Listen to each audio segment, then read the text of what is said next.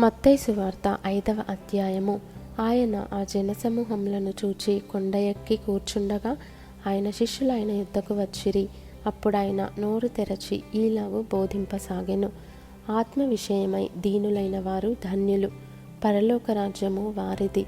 దుఃఖపడువారు ధన్యులు, వారు ఓదార్చబడుదురు.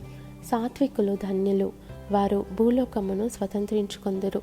నీతి కొరకు ఆకలి దప్పులు గలవారు ధన్యులు, వారు తృప్తిపరచబడుదురు.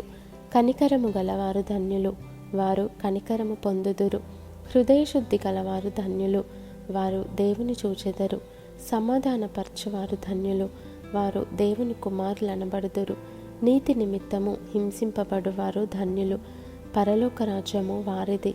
నా నిమిత్తము జనులు మిమ్మును నిందించి హింసించి మీ మీద అబద్ధముగా చెడ్డ మాటలెల్లా పలుకున్నప్పుడు మీరు ధన్యులు. సంతోషించి ఆనందించుడి, పరలోకమందు మీ ఫలము అధికమగును. ఈలాగున వారు మీకు పూర్వమందున్న ప్రవక్తలను హింసించిరి. మీరు లోకమునకు ఉప్పై ఉన్నారు. ఉప్పు నిస్సారమైతే అది దేని వలన సారము పొందును? అది బయట పారవేయబడి మనుషుల చేత త్రొక్కబడుటకే గాని మరి దేనికిని పనికిరాదు. మీరు లోకమునకు వెలుగై ఉన్నారు. కొండ మీద నుండి పట్టణము మరుగై ఉండనేరదు. మనుష్యులు దీపము వెలిగించి కొంచెము క్రింద పెట్టరు, కానీ అది ఇంట నుండి వారికందరికీ వెలుగిచ్చుటకై దీపస్తంభము మీదనే పెట్టుదురు. మనుష్యులు మీ సత్క్రియలను చూచి పరలోకమందున్న మీ తండ్రిని మహిమపరచునట్లు వారి ఎదుట మీ వెలుగు ప్రకాశింపనీయుడి. ధర్మశాస్త్రమునైనను ప్రవక్తల వచనములనైనను కొట్టివేయవచ్చితినని తలంచవద్దు. నెరవేర్చుటకే గాని కొట్టివేయుటకు నేను రాలేదు. ఆకాశమును భూమియు గతించిపోయిననే గాని ధర్మశాస్త్రమంతయు నెరవేరు వరకు దాని నుండి ఒక పొల్లైనను ఒక సున్నై అయినను తప్పిపోదని నిశ్చయముగా మీతో చెప్పుచున్నాను. కాబట్టి ఈ యాజ్ఞల్లో మిగుల అల్పమైన ఒక దానినైనను మీరి మనుషులకు అలాగున చేయ బోధించువాడెవడో వాడు పరలోక రాజ్యంలో మిగుల అల్పుడనబడును. అయితే వాటిని గైకొని బోధించువాడెవడో వాడు పరలోక రాజ్యములో గొప్పవాడనబడును. శాస్త్రుల నీతి కంటెను పరిసయ్యుల నీతి కంటెను మీ నీతి అధికము కాని ఎడల మీరు పరలోక రాజ్యములో ప్రవేశింపనేరని మీతో చెప్పుచున్నాను. నరహత్య చేయవద్దు, నరహత్య చేయువాడు విమర్శకు లోనగునని పూర్వీకులతో చెప్పబడిన మాట మీరు విన్నారు గదా. నేను మీతో చెప్పున్నదేమనగా, తన సహోదరుని మీద కోపపడు ప్రతివాడు విమర్శకు లోనగును. తన సహోదరుని చూచి వ్యర్థుడా అని చెప్పువాడు మహాసభకు లోనగును. ద్రోహి అని చెప్పువాడు నరకాగ్నికి లోనగును. కావున నీవు బలిపీఠమునొద్ద అర్పణము నర్పించుచుండగా నీ మీద నీ సహోదరునికి విరోధమేమైనను కలదని అక్కడ నీకు జ్ఞాపకము వచ్చిన ఎడల అక్కడ బలిపీఠమునెదుటనే నీ అర్పణము విడిచిపెట్టి మొదట వెళ్ళి నీ సహోదరునితో సమాధానపడుము. అటు తర్వాత వచ్చి నీ అర్పణము నర్పింపుము. నీ ప్రతివాదితో నీవును త్రోవలో ఉండగానే త్వరగా వానితో సమాధానపడుము. లేని ఎడల ఒకవేళ నీ ప్రతివాది నిన్ను న్యాయాధిపతికి అప్పగించును, న్యాయాధిపతి నిన్ను బంట్రౌతుకు అప్పగించును. అంతటా నీవు చెరసాలలో వేయబడుదువు. కడపటి కాసు చెల్లించు వరకు అక్కడ నుండి నీవు వెలుపలికి రానేరవని నీతో నిశ్చయముగా చెప్పుచున్నాను. వ్యభిచారము చేయవద్దని చెప్పబడిన మాట మీరు విన్నారు కదా. నేను మీతో చెప్పున్నదేమనగా, ఒక స్త్రీని మోహపు చూపుతో చూచు ప్రతివాడు అప్పుడే తన హృదయమందు ఆమెతో వ్యభిచారము చేసిన వాడగును. నీ కుడికన్ను నిన్ను అభ్యంతరపరిచిన ఎడల దాని పెరికి నీ యొద్ద నుండి పారవేయుము.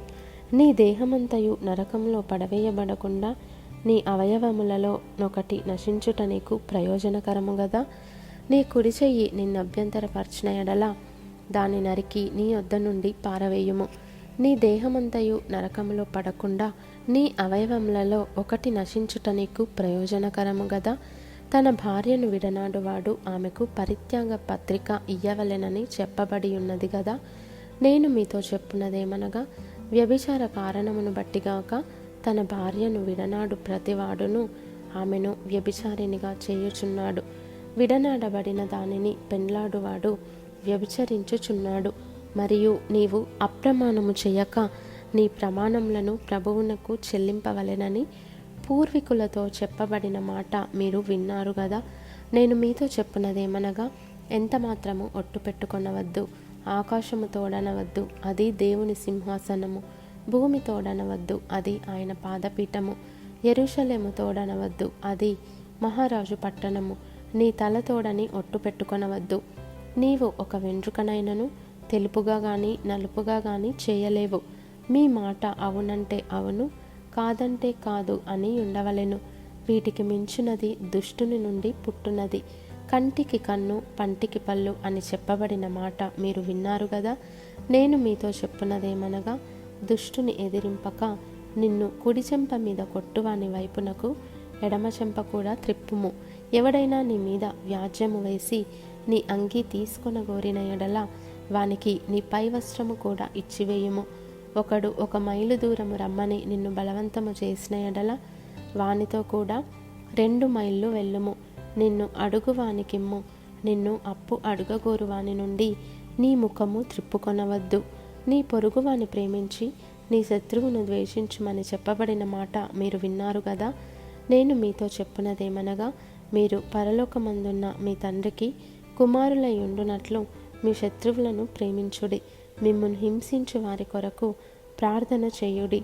ఆయన చెడ్డవారి మీదను మంచివారి మీదను తన సూర్యుని ఉదయింపజేసి నీతిమంతుల మీదను అనీతిమంతుల మీదను వర్షము కురిపించుచున్నాడు.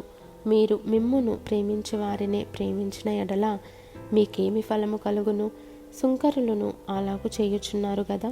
మీ సహోదరులకు మాత్రము వందనము చేసిన ఎడల మీరు ఎక్కువ చేయుచున్నదేమి? అన్యజనులను అలాగు చేయుచున్నారు కదా. మీ పరలోకపు తండ్రి పరిపూర్ణుడు గనుక మీరును పరిపూర్ణులుగా ఉండెదరు.